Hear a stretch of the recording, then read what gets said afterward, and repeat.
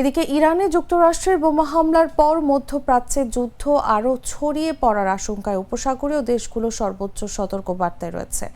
এই দেশগুলোর অনেকগুলোতেই মার্কিন সামরিক ঘাঁটি রয়েছে। বাহরাইন সরকার জানায় দেশটির 70% সরকারি কর্মচারীকে পরবর্তী নির্দেশ না দেওয়া পর্যন্ত বাসা থেকে কাজ করতে বলা হয়েছে।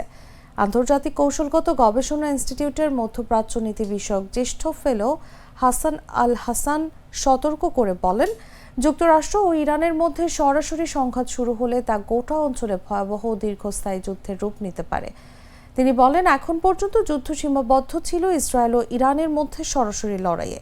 তবে যুক্তরাষ্ট্রের সরাসরি সম্পৃক্ততা হলে বাহরাইন, কুয়েত এবং কাতারের মতো উপসাগরীয় দেশগুলোকেও টেনে আনা হতে পারে, যেগুলোতে বড় মার্কিন সামরিক ঘাঁটি রয়েছে।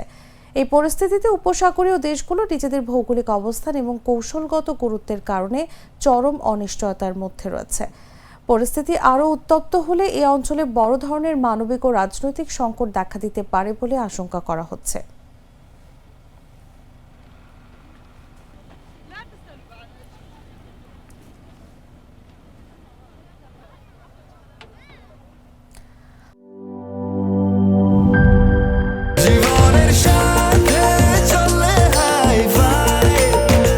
স্বাস্থ্যকর অল টাইম ফ্যামিলি কেক, সব সময় অল টাইম হেলদি লাইফ।